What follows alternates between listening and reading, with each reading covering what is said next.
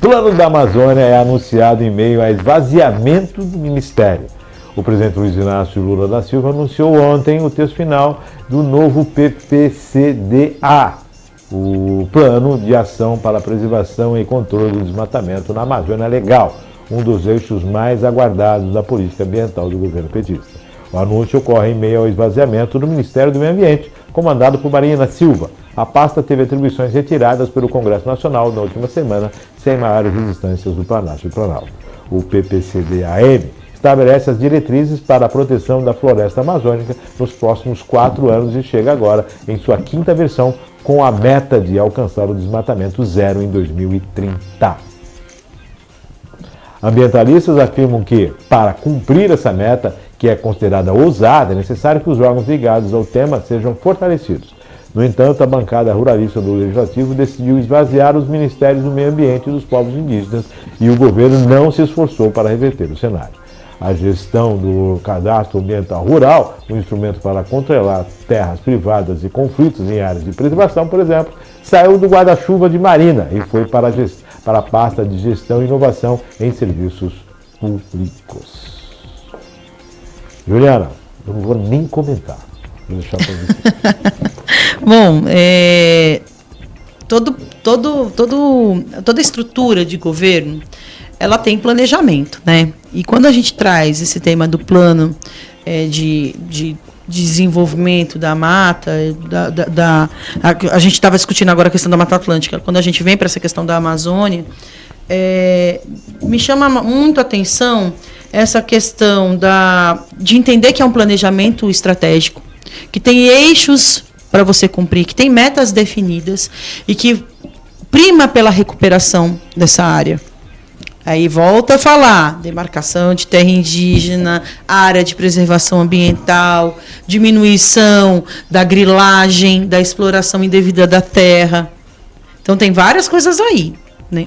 Esse plano, a colaboração do plano ficou em consulta pública no site do governo federal, arrecadou mais de 500 propostas e agora o governo começa a buscar uma melhor diálogo, já que ele não conseguiu agir como deveria na questão desses esvaziamentos dos ministérios. Agora ele vai para uma onda que é a principal meta, né, a principal forma de engajamento do governo federal, que é a participação social.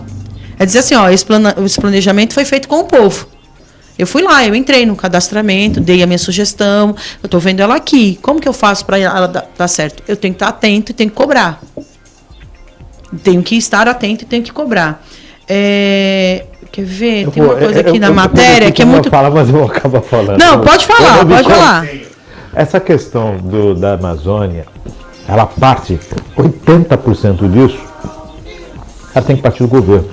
É o governo o agente, é o governo que é o tutor, é o governo que tem que ter o controle, que tem que exercer a proteção, que tem que exercer ali o patrulhamento, que tem que determinar, olha, isso aqui não pode ser feito.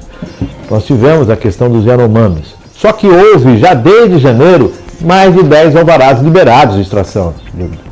Quer dizer, pode ou não pode? Então, quando o governo coloca uma meta de 2030, que eu acho espetacular, mas o maior dificultador de alcançar essa meta é o próprio governo. Lembrando que ele está se reestruturando também, né? No sentido do quanto que foi esvaziado, o IBAMA, o ICMBio, todas as estruturas de gestão de meio ambiente foram esvaziadas no governo anterior. Quanto tempo eu escuto ouvir da preservação? Projeto Civan, sim, projeto isso, projeto aquilo. E agora, José? Quer dizer, o maior predador da Amazônia é o próprio governo, quando da sua omissão ou então da sua não ação de forma contundente para evitar que as coisas aconteçam.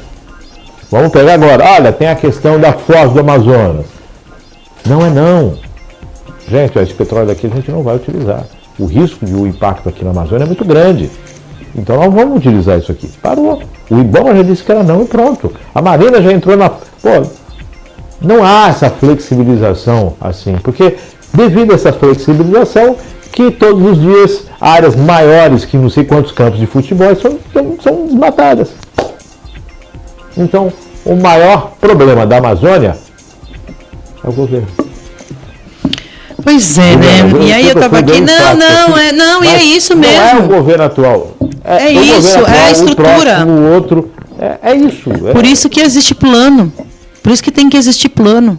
Que tem que ser plano de Estado. Que não pode o governo X entrar e fazer uma coisa e o governo Y entrar e fazer outra.